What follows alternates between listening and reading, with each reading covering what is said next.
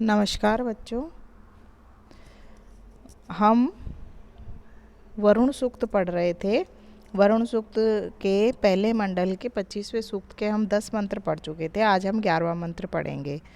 10 मंत्र में हमने पढ़ा कि वरुण जो है वह इस जगत का नियंता है, वह सब जानता है, कालों से परिचिन्न है, मतलब कि वह भूत भविष्य वर्तमान सभी को जानता है। वह वायु, अंतरिक्ष और द्युलोक को भी जानता है, पाताल लोक को भी जानता है। यह सब हमने कल 10 श्लोक पढ़ते हुए पढ़ा। और हमने यह भी पढ़ा 10वें श्लोक में कि वायु जो है वह जलमय लोकों में रहता है। उसके आगे अब देखिए 11वें मंत्र में है अतो विश्वान्य अद्भुता चिकित्वाम अभिपश्यति कृतानि याचे कर्त्वा। अर्थात जो उपासक है, आह्वान करता, वह कह रहा है कि वरुण देव के बारे में ही बता रहा है कि सैनो वह वरुण देव अपने द्वारा अधिष्ठित जलमय लोक में सफल आश्चर्यों को सूक्ष्म दृष्टि से समझता हुआ पूर्ण रूपेण देखता है। वरुण देवता जो है वह यानी वह वरुण देवता वह जलमय लोकों से, वहाँ से मतलब जलमय लोकों से वह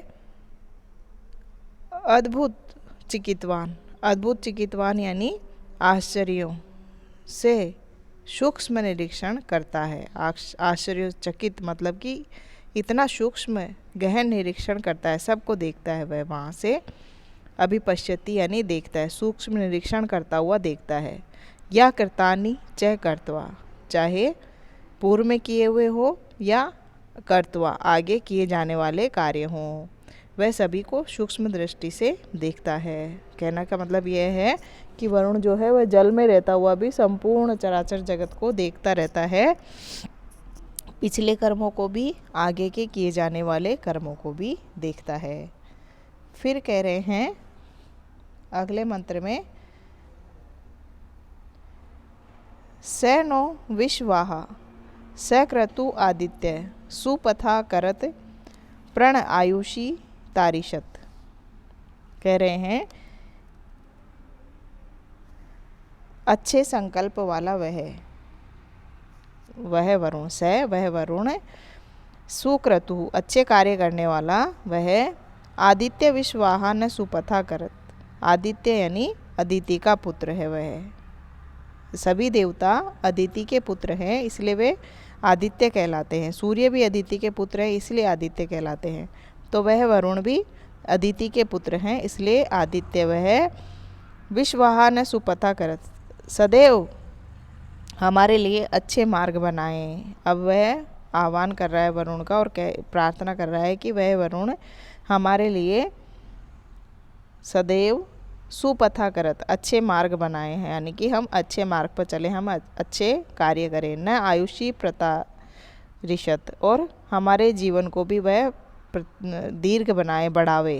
प्रतारिशत यानी बढ़ाए, सदैव हमारे जीवन को बढ़ाए और हमें सुमार्ग पर चलने योग्य बनाए, हम सुमार्ग पर चले उनकी प्रेरणा से। फिर कह रहे हैं विभ्रद द्रपिम हिरण्ययम वरुणो वस्त निर्जीर्णम निर्णिजम परिस्पर्शो निषेधिरे, कि हिरण्यम यानी कि सोने के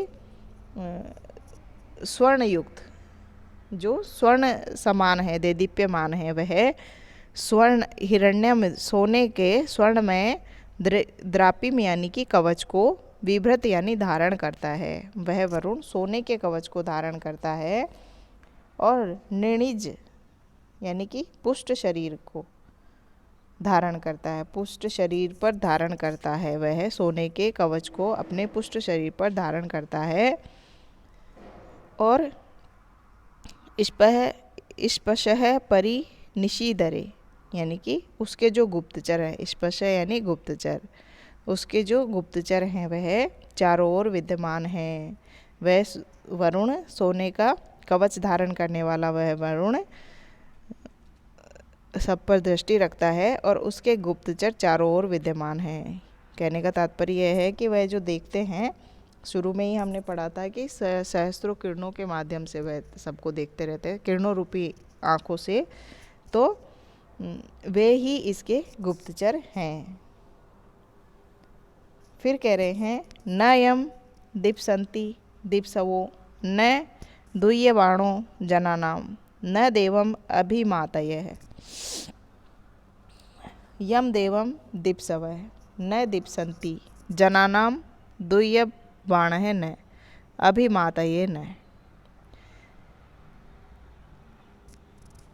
पुनः कह रहे हैं कि जिन वरुण देव को दीप्सवः यानी चोट पहुंचाने के इच्छुक शत्रु लोग, वरुण देव को चोट पहुंचाने वाले शत्रु न दीप्सन्ति, चोट पहुंचाना नहीं चाहते।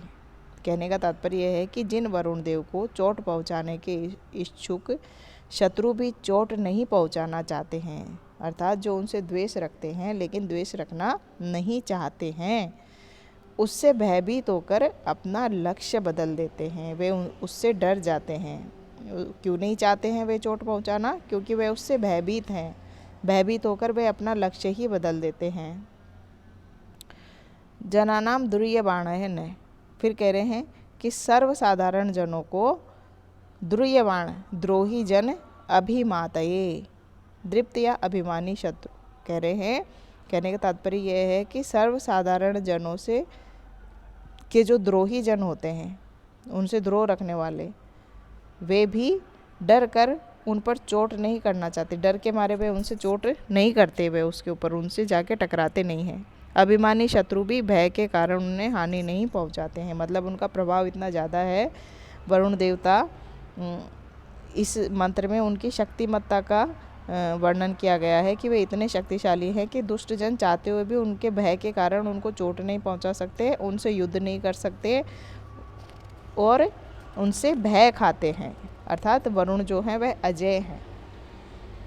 फिर कह रहे हैं उत यो मानुषेष्वा यशश्चक्रे असाम्या अस्माकम उदरेष्वा।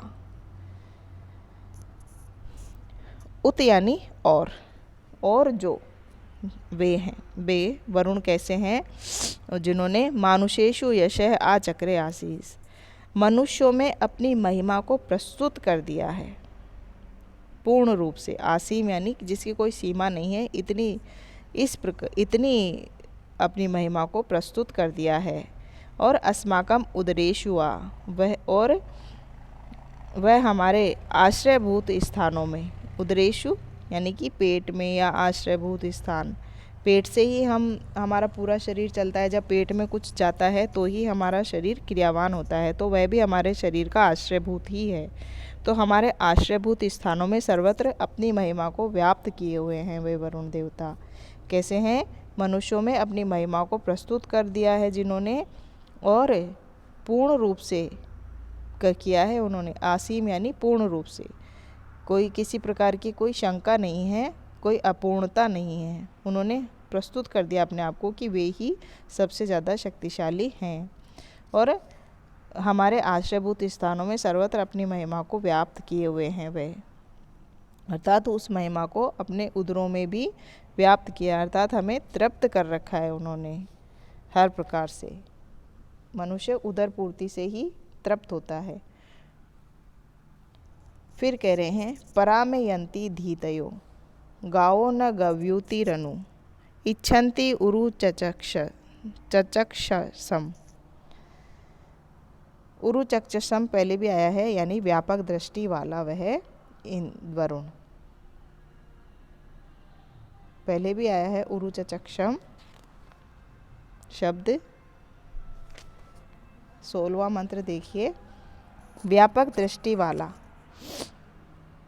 ऐसे वह वरुण देव उनको लक्ष्य बनाते हुए मेरी जो चिंतनपूर्ण भावनाएं हैं या मेरी जो भावपूर्ण चिंतन धाराएं हैं वह उनकी ओर दौड़ती है। जैसे कि गाय गव्यूति यानी कि चारागाहों की तरफ दौड़ती है। कहने का तात्पर्य यह है कि व्यापक दृष्टि वाले वह वह वरुण को ही लक्ष्य मानते हुए मैं धीतय, मेरी जो बुद्धियाँ हैं या चिंतनपूर्ण भावनाएं हैं, मैं जो भी भावनाएं है मेरी, वह सब वरुण की तरफ ही जाती है। जिस प्रकार गावह गव्युतियन, जिस प्रकार गायें गोचर भूमियों की तरफ जाती है, परायंती यानी दौड़ती हैं, वैसे ही मेरी भावनाएं भी वरुण की तरफ ही जाती है। अर्थात कहने का तात्पर्य, जैसे हम दुखी होते हैं, हमें कोई प्रार्थना करनी होती है तो हम ईश्वर को ध्यान करते हैं, वैसे ही ये इस उपासक की भावनाएं भी सारी वरुण की ओर जा रही हैं। फिर कह स नु वोचा वही पुनः यतो में मध्याभ्रतम होते व क्षदसे प्रियम, कि पुनः यानी बाद में, नु पुनः नु स वाचो वह, बाद में भी समवाचो वह संलाप करें हम दोनों, नु यानी हम दोनों संलाप करें, और मधु आभ्रतम मधुमय हवि को प्रस्तुत संपादित करें उनके लिए, होता यानी देवताओं का आह्वान करने वाला जो ऋत्विक होता है वह।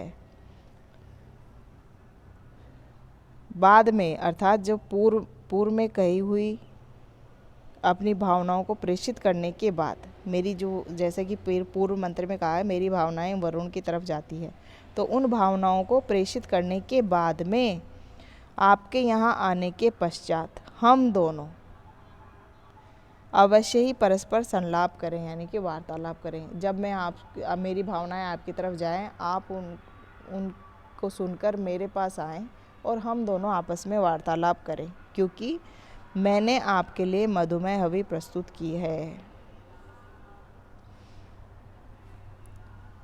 वरुण के लिए मधुमय हवि प्रस्तुत, जब हम अग्नि में हवन सामग्री डालते हैं तो वह हवन सामग्री देवताओं के लिए प्रस्तुत की जाती है, यानी कि, और उसमें हम एक मधु भी डालते हैं, शहद भी डालते हैं, तो वह शहदमय हवि आपके लिए प्रस्तुत की। उस प्रिय हवि को आप ऋत्विक के समान प्रेम से ग्रहण करें। उपासक जो है वरुण देव से यज्ञ कर्म में पधारने और वार्तालाप करने की प्रार्थना कर रहा है, और मधुमय हवि को प्रीतिपूर्वक ग्रहण करने का आग्रह कर रहा है।